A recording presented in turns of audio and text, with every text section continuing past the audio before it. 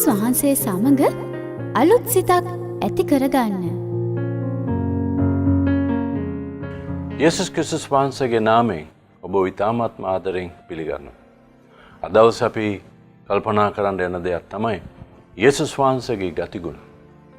කොහොමද යේසුස් වහන්සේගේ ගතිගුණ මගේ ජීවිතය ඇති කරගන්නේ? යේසුස් වහන්සේගේ ගතිගුණ මගේ ජීවිතය ඇති කරගන්න නම් මම මේ ගැන අවබෝධයක් තියෙන්න ඕනේ. අද අපි ජීවත් වෙන සමාජයේ මේ ලෝකේ අපිට නිතරම ඇහෙන්නේ හොඳ කාරණා නෙමෙයි. අපි ගත්තොත් මාධ්‍ය ගමු.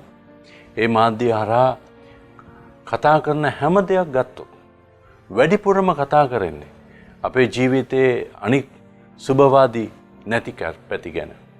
දැන් මේ ගැන කල්පනා කරද්දී අපි හිතන්න ඕනේ ඇයි අපිට බැරි මනුෂ්‍යයාගේ ජීවිතයට යහපත් වූ දේවල් ගතිගුණ අපිට ප්‍රකාශ කරන්න.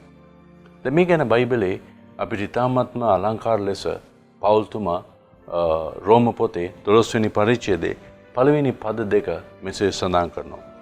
එබැවින් සහෝදරයනි, නුඹලාගේ ශරීරයන් ජීවමාන වූ සුද්ධ වූ දෙවියන් වහන්සේ විසින් පිළිගත හැකි වූ යාගයක් කොට ඔප්පු කරන හැටියට දෙවියන් වහන්සේගේ දයාව නිසා නුඹලාගෙන් ඉල්ලමි. එය නුඹලාගේ ආත්මික සේවය වේ. නුඹලා මේ ලෝකයේ ආකාරයට සමාන නොවි දෙවියන් වහන්සේගේ කැමැත්ත එනම් යහපත් වූ පිළිගත යුතු වූ සම්පූර්ණ දේ කුමක්ද කියා දැනගන්නා පිණිස සිත අලුත් කර ගැනීමෙන් අන්‍ය ආකාරයත්ව වේල. දේවචනේ සඳහන් කරන දෙයක් තමයි මේ ලෝකයේ ආකාරයට සමාන වෙන්න එපා කියනවා. මොකක්ද ඒකේ තේරුම? එනම් මේ ලෝකයේ හැම වෙලාවෙම මේ දෙවියන් වහන්සේගේ ආත්මික දේවල් වලට කැමති නැහැ.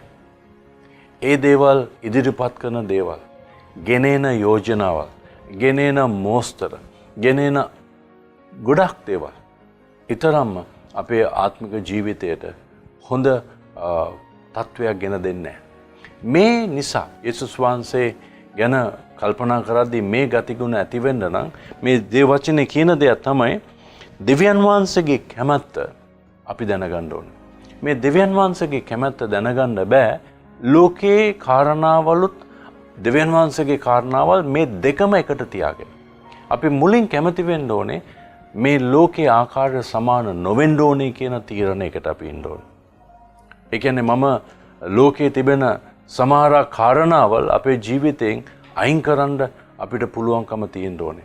මේ දේවචනේ කියන දෙයක් දෙවියන් වහන්සේගේ කැමැත්ත එනම් යහපත් වූ පිළිගත යුතු වූ සම්පූර්ණ දේ කුමක්ද කියා දැනගන්නා පිණිස සිත අලුත් කරගන්න. දේව කැමැත්ත දැනගන්න අවශ්‍යයි. මේ යේසුස් වහන්සේ වගේ වෙන්න මං තුල දැනගැන්මක් තියෙන්න ඕනේ. මේ අවශ්‍යතාවයක් මං තුල ඇති කරගන්න ඕනේ. එසේ ඇති කරගන්න උදව් වෙන දෙයක් තමයි මට උපකාර කරන දෙවියන් වහන්සේගේ වචනය. දේව වචනයෙන් තමයි දේව කැමැත්ත දැනගන්න පුළුවන්. දැන් ඔබ දන්නවද ඔබ ගැන දෙවියන් වහන්සේගේ කැමැත්ත මොකක්ද කියලා?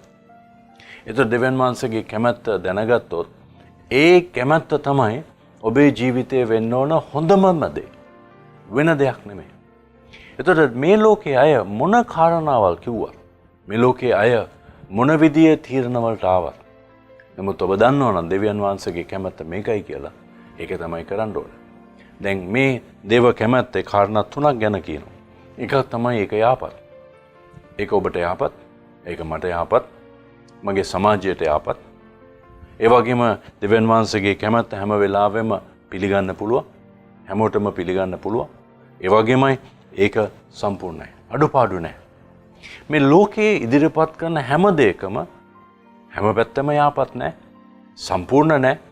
හැමදේම පිළිගන්න බෑ. නමුත් දෙවියන් වහන්සේගේ වචනේ එහෙම නෙමෙයි. දෙවියන් වහන්සේගේ වචනේ අපිට පැහැදිලිව පෙන්නනවා පිළිගන්න පුළුවන් යහපත් ඒ වගේමයි සම්පූර්ණයි. ඒ නිසා දේව වචනේ කියන දෙයක් තමයි අන්‍ය ආකාරෝ ඇත්තෝ වෙන්න කියලා. අන්‍ය ආකාර ඇත්තෝ වෙනවා කියන එකේ තේරුම තමයි අපි වෙනස් විදිහකට හිතන්න ඕන, වෙනස් ආකාරයකට ක්‍රියා කරන්න ඕන. මේ ක්‍රිස්තුස් වහන්සේ මේ පොළොවේ ජීවත් වෙන කාලේ අලුත්ම විදිහකට තමයි ක්‍රියා කළේ.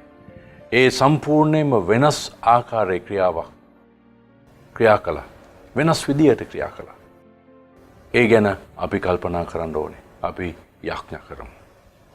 ස්වාමිනි, අපිව වෙනස් කරන්න. අපිව අලුත් කරන්න. අපිව පරිවර්තනය කරන්න. ලෝකයේ විදියට නෙවෙයි, ඔබ වහන්සේට ඕන විදියට.